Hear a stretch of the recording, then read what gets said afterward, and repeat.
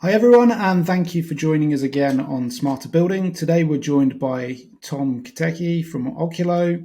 Thanks for joining us, Tom. It's great to have you here. Thank you. It's a great honor to be here. So I think the first place I wanted to start today's sort of show was really around your roots as a founder of a tech company, and just really wanted to look at how you got to where you were. I think our listeners will be very interested to understand how you got to where you were, and what your backgrounds are, and what made you set up Oculo in the first place. Sure. So I would say it's a typical immigrant story, I guess.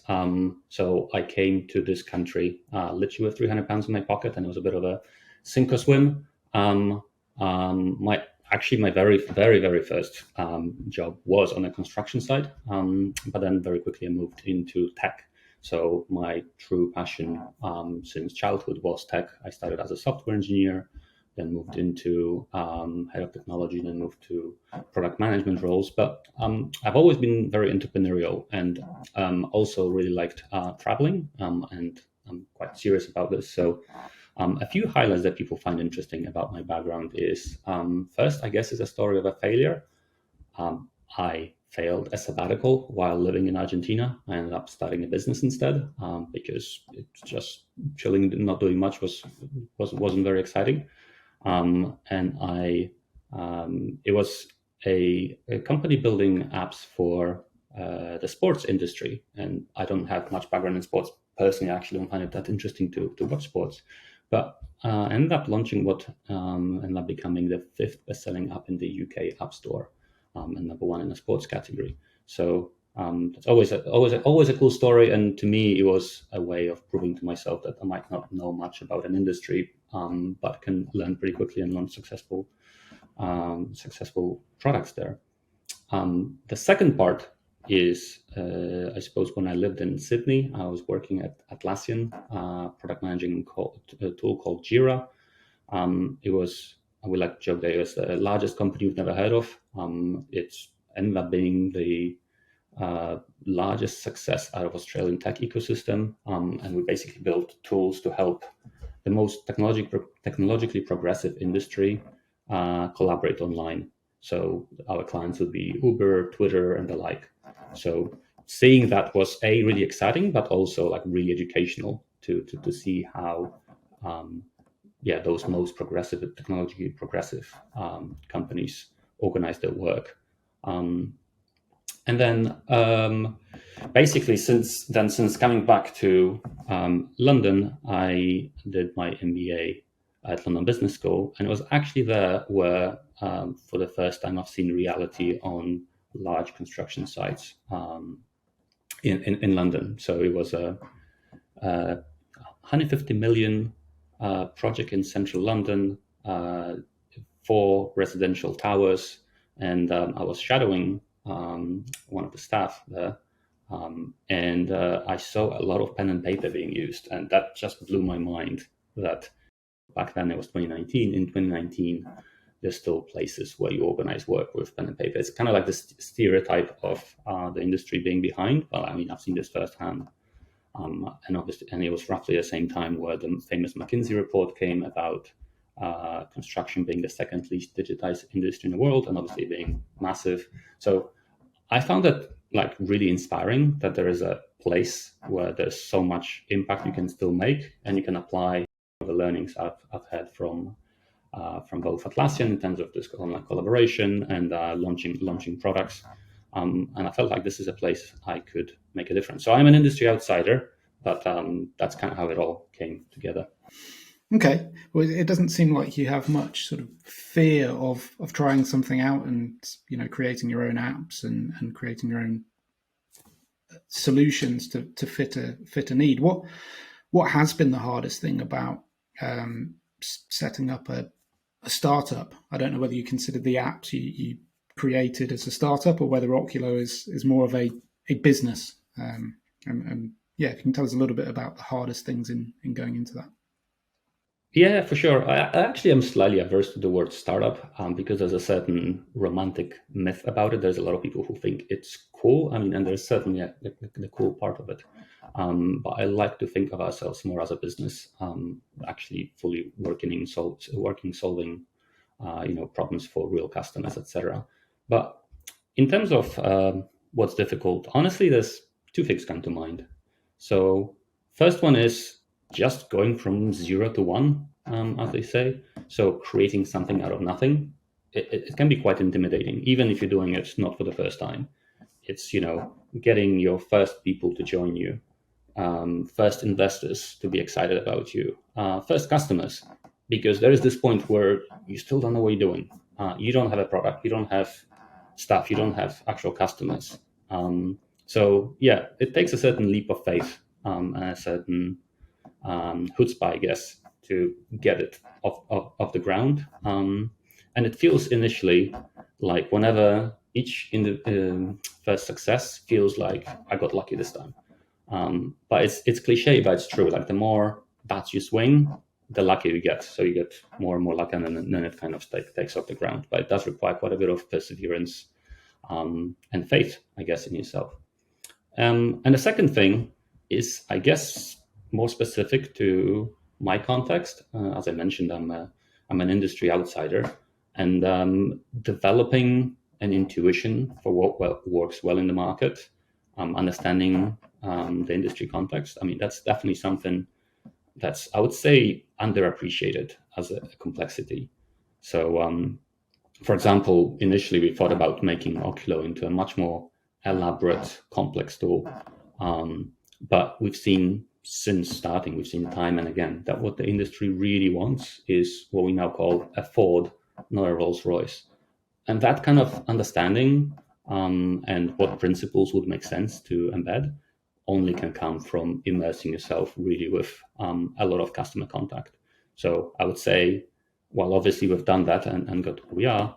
If I was to do this again, I would have doubled or even tripled down on that aspect.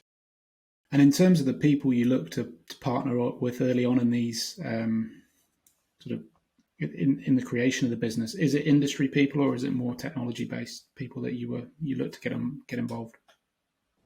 Well, it's kind of like the Beatles, it's the sum of all parts, right? So you need to have people with industry context who are customer facing, but you also need people who are, our technology is really quite complex under the hood. So again, I would say we're really lucky for having both the industry folks in the commercial function as well as really smart people, really senior smart people on the tech side. So it's a mixture, right? And you need to know how to talk to each one of them and motivate them in different ways, etc. No, I've referenced the technology a few times. But for people who aren't au fait with digital site capture, can you give us a bit of an explanation as to what the software does, how it works? Maybe not all the technical ins and outs under the hood, but yeah, just a bit of an overview as to what you're trying to help people achieve. Sure. So in terms of what the tool does, I guess simplistically, the easiest way to visualize it is think of Google Street View, but for a construction project, captured every single day. And yeah, with the ability to travel back in time. So you end up having perfect photographic memory of every square inch of your project. But in terms of what we're actually trying to build, it's something much bigger than that. Um, we like to think of it as a visual command center for construction projects. So the first problem we're solving is capturing all the data. If the starting point of the problem is walking on pen and paper or mobile phone and taking pictures, we're just taking all the pictures, no questions asked, and putting them together in an easily organizable way. An ability to search for it, compare against each other, compare against the BIM model, etc. But once you've solved that, then the problem becomes much bigger and much more interesting as well, which is how do you make it easily accessible, searchable, and actionable? And that's what makes this into this visual command center. So, in terms of who would use this technology, who would find this useful for them? It's actually quite interesting and exciting because it's a pretty universal tech that can be applied in many contexts. And we're actually seeing growing number of types of customers. So at the moment, predominantly we're working with main contractors and subcontractors. So the likes of Morgan Sindall, Wilmer Dixon, Skanska, just name a few. These are the kind of typical clients that we're working with. But we have been deployed by other types of organizations already. So, for example, we've been deployed by the London Underground on some of the tube stations. And I guess some of the more exotic use cases would be we have been used to scan wind farms and solar farms. So, yeah, and ultimately, what we're seeing now as well is consultants start to take notice as well. So we're starting conversations with firms like Arup or Arcadis, where we can make those the work of the surveyors much more efficient. Where a significant amount of their time is spent capturing and documenting site reality, and we're quite excited about what else we can do to help them. Yeah, I can certainly see a need for the data right the way through the construction process and then beyond. Why wouldn't owners and occupiers want this data for the history of their buildings, especially when they're punching holes in walls? You want to know what's really behind them, not just modelled. Yeah, that's a good point. And in terms of sort of the timing around this, why are people adopting this technology now? People have had phones, iPads, tablets, the capability to video stuff on site for a while. What do you think is driving the real upturn in adoption? Yeah, good question. Listen, there's a few factors here, right? First is technology maturity. So at the core of what we do, because the essential part, I should have mentioned, in fact, is all this data is fully captured fully passively. So it's a 360 camera mounted on a hard hat. You press record, and as you walk around, every step you take will you remember. That's actually quite complex to build from a tech standpoint for it to be fully passive. It's the same technology that's used in self-driving vehicles, and that's probably the right analogy to be using here, in that there is a time and place for maturity of certain tech, and self-driving technology is maturing up, which is exactly what enables this to work. So that's on the technological enablement. The other thing is, as this is being adopted more and more, the benefits are becoming more and more clear. The tech is de-risked. It's proven. There's more and more examples of companies having adopted it successfully. And that kind of creates a snowball effect of others having a reference point. And I guess the final bit is we see an increasing regulatory pressure. So in the UK, we're talking about golden thread, regulation 38, part L, all those things that create more of a push towards adoption of digital tech, and explicitly talks about geolocated photographic evidence in a digital format. Okay. And with regards to convincing construction companies to adopt the technology, contractors don't have the best reputation for technology adoption. There's always mixed capability on site when it comes to technology usage. Is that something that you think is a challenge, or should this reputation of construction companies being scared of tech be, laid to rest a little bit? Well, yes, this is obviously the stereotype a little bit, but it's only part of the story. So we think there's a bunch of factors here, really. First of all, we think that traditionally the tools at the disposal of industry have been, frankly, bad. So no wonder there's been resistance in using them. But there's a bunch of other things, and I would say fallacies that people fall for. One is thinking about this as tech adoption. There's a lot of people that we see coming from that angle, but tech is not an end in itself. The question is, what problem are you trying to solve? Are these problems important and urgent? Can you articulate them to the right people, etc.? And we see that once you're able to focus on that, then adoption becomes much less of a problem. So that's one thing. The other thing is folks on site are just really busy. And yeah, they're used to doing things in a certain way, and it works, and they get stuff done. So from a adoption perspective, you really want to make sure that the tech is as easy as possible and it does not get in the way, because people have jobs to do and they're massively overworked. They don't want to be messing around with tech for tech's sake. So it's for us, it's one of the founding principle. So it's evidenced, for example, with how we capture data. It's fully passive, as I mentioned. That means there's no buttons to press, there's no QR codes, there's no nothing, no stopping, waiting. It's very Apple that way. Plug it in, press record, off you go. And it really resonates with our users. And we hear all the time things like, well, I was skeptical at first. I thought I won't like it, but actually it's really, really easy. And I guess lastly, in this industry with low margins, and B, especially in those times now, there is what the industry needs is something that works really well and is affordable. There is no space really for frivolity and innovation for its own sake. That's like a really important point. So I would say it really forces companies to be a bit more disciplined in what you build, because it needs to work well, it needs not to be a hassle, it needs to be affordable, and it needs to ultimately to solve a big enough problem. So it's actually, I would say, it's quite an exciting space, because if you get all those pieces right, I think the rep is a little bit undeserved from that perspective. Okay. I think, yeah, I couldn't help but agree with you, seeing as we have a podcast about technology adoption in construction, and we see lots of different tech that's being adopted. So I think, yeah, I'm 100% in agreement. Actually, sorry, Rich, there's one extra thing I realized that there's a missing piece here that's kind of important and it's worth mentioning, which is, and it's actually something that I'm sure you have opinions on and experience with, which is the consultative piece, and actually helping people understand how to make the most out of these tools. Like, what problems are we trying to solve? Which workflows do we need to be embedded in? Which meetings should this tool be used at? Because that makes a huge difference between a failed implementation and a client that's a super fan with the adoption spreading. I mean, we hear this too often, unfortunately. I literally just yesterday, I've heard a client who says, yeah, we've looked at something similar, but it was just like, here it is, here's what it does.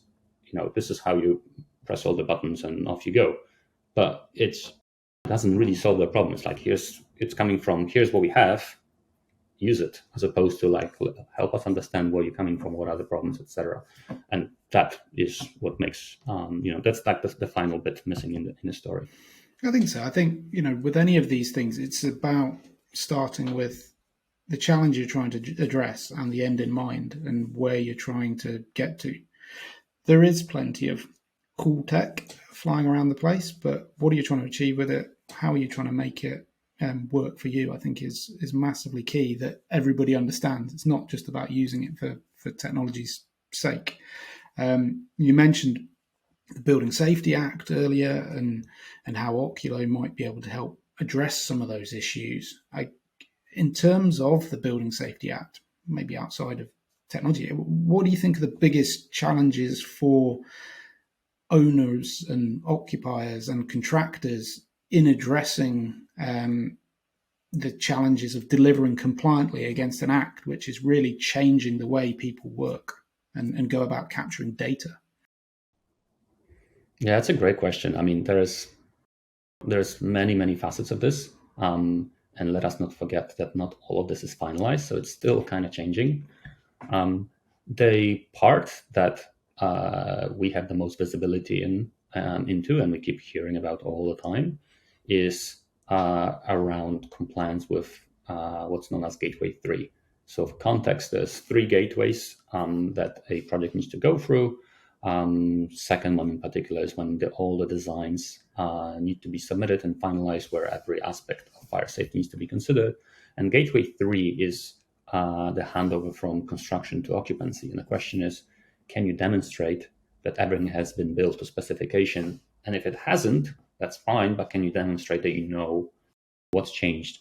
And can you be basically, do you have all this evidence? Because you're guilty until proven innocent. That's the critical change in the legislation now.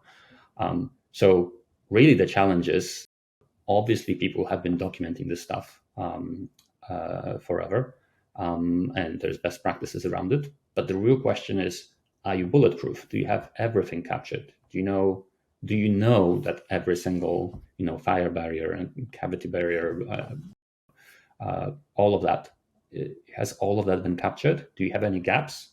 And if there has been a change, are you aware of it? Has this been verified and approved? So it's about making sure that nothing falls through the cracks, and that's the part that the industry is struggling with right now. And we hear about it all the time. And you talked earlier about how Oculo can help with the historical capture of site records. Is there anything specific you've done with the software and the solution in terms of helping organizations deal with the new Building Safety Act?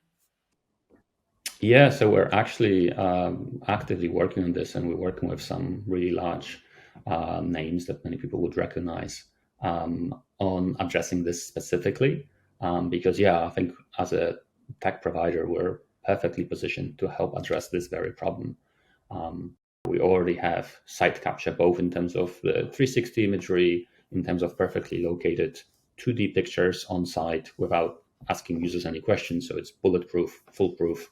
You know exactly where all that has been captured. If you combine that with the data about what you expect to happen, which is what you should have by Gateway 2, then we're in a position to help you ensure that everything has been captured, everything has been verified, and basically ensure full compliance, full comprehensive coverage. So this is a product that we're working on right now. We're really quite excited to be bringing this to the market. To my knowledge, we're the only ones in this space that are so serious about this. We're quite excited about what the future holds on that front. Okay. And you, as a sort of tech leader, get to talk to a lot of people about your technology, the Building Safety Act. What, aside from the sort of digital site capture, what are the biggest challenges that people are experiencing at the moment, do you think, in the UK market? Yeah, I mean, look, there's a number, right? But you can't escape from macro factors right now. So we're talking about raging inflation, raising interest rates, and as a result, both labor and material costs going up. Projects are not starting on time. That's clearly top of mind for everybody. And you can add to this labor shortage. Like, it's kind of a double whammy. It's more expensive, and there's this scarcity. But I think, in a way, I find this as an opportunity. I find it exciting as an opportunity, and actually a driver towards greater efficiencies. So we've seen historically there was this argument for, if you're saving labor costs, maybe it's not top of mind for really senior people, really senior decision makers. Can you save on like the really large items, the claims, etc.? But this perception is very much changing right now for exactly the reasons I mentioned earlier on. And we hear explicitly now, you can't afford to be wasting anybody's time, because you can't compensate that with hiring more anymore. That's not an option. So we're actually quite excited to be helping on that front as well, and do our bit and be a part of a solution. Given so many macroeconomic factors and your entrepreneurial spirit, have you got any other solutions in mind, or are you very much focused on Oculo at the moment? I'm focused on Oculo, but I think there's a lot more than Oculo can do. So there's a lot under wraps that I really can't talk about right now, but I'm super excited about what's coming. Nice. And in terms of moving a little way away from the UK market, I think we're quite proud of our BIM status and how well we've led the world in sort of the development of BIM. We're now moving towards having some the Building Safety Act, the Building Safety Standards, the data collection, the golden thread. Do you think, in terms of the technology and the site capture stuff, we are at the forefront, or are we very much running to catch up with the rest of the world on this and other pieces of technology in this space? Yeah, I mean, look, the answer is nuanced, but in general, I would say the intuition of what you're saying is true. Like if we look at BIM, for example, and if you compare it to, say, America, there I've heard many times, I quote, that it's a gimmick. So it's not taken as seriously as it is here. And the government standards actually definitely help on that front. So yeah, and in terms of rest of Europe, for example, it varies. So there's different regions who have different levels of maturity. If you look at the Nordics or Netherlands, for example, they are again at the forefront. But UK, I would say, from what we're seeing, is very much in the leader group. Again, some nuances and some differences there, but very much so. And I would say I don't see this trend changing. And the regulation you've mentioned, golden thread, fire safety, etc. Like this will drive more innovation, more technology. I mean, we're part of the answer there, as I mentioned, and I fully expect to see exactly what we've seen with BIM standards before. We've seen with BSI 1192 that became an ISO standard, and I expect the same thing. And in fact, we're starting to see the same thing in terms of fire safety. So I expect UK to remain one of the leaders. Okay. And where do you think the growth of the solution is, apart from the stuff that's under wraps and top secret and you can't tell us about? Where do you think the growth of the solution is, and this market? What more that you can tell us about are you looking to help organizations with?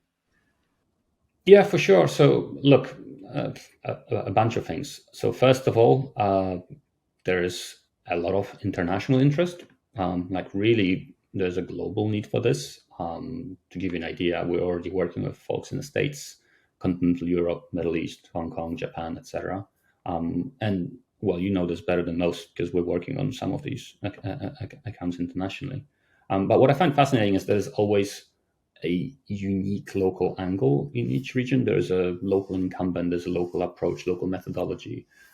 So I think there's a lot to be done to make those kind of solutions really sing in each local environment.